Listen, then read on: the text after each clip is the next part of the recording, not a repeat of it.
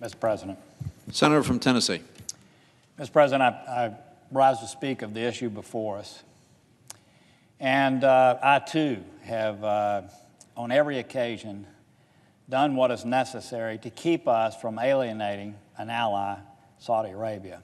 I think I was the last man standing here under the Obama administration in trying to make sure that the JASTA bill at the time ended up being corrected in such a manner it wouldn't have unintended consequences. Did so unsuccessfully, but on multiple occasions have stood with others to make sure that we did not block arms sales and that we did not do those things that might undermine our relationship.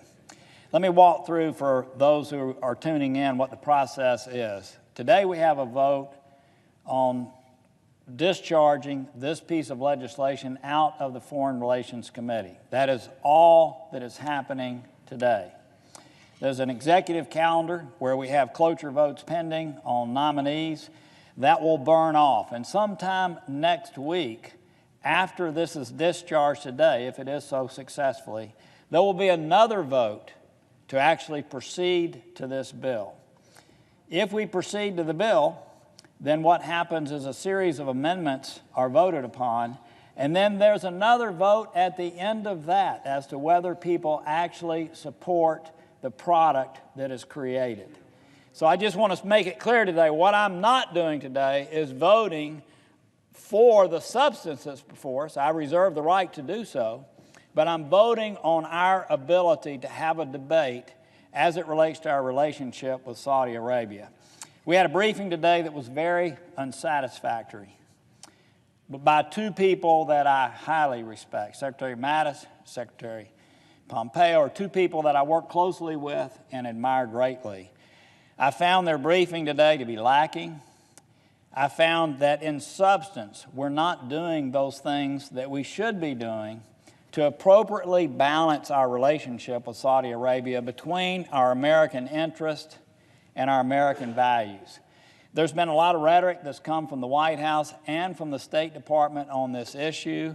The rhetoric that I've heard and the broadcasts that we've made around the world as to who we are have been way out of balance as it relates to American interest and American values. As I said this morning in the skiff where we were having this briefing, I hope that in the ensuing few days, maybe this afternoon, the administration themselves will take steps to rectify this balance in an appropriate way. As to whether the Crown Prince was involved in this killing, it's my belief that he was.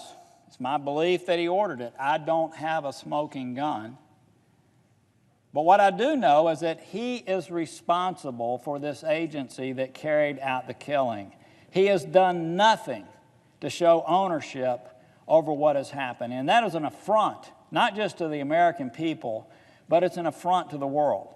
The administration, in their broadcast, in their referring to this issue, has been way out of balance as it relates to what is important to us, buying arms from us, and neglecting this other piece, and not demarching the leadership of Saudi Arabia in an important way.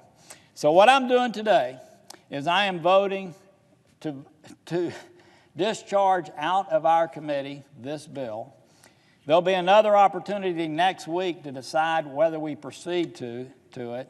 As I said to the administration again this morning, it's my hope that they will figure out a way to bring American interests and American values into balance, and they can cause the Saudi Arabian government to take appropriate ownership over what has happened in the killing of this journalist. That, to me, would be the best solution. If not, we'll have another decision to make, and that'll occur next week as we decide whether we want to proceed to that, and then after that, proceed to dealing with the issue of Saudi Arabia.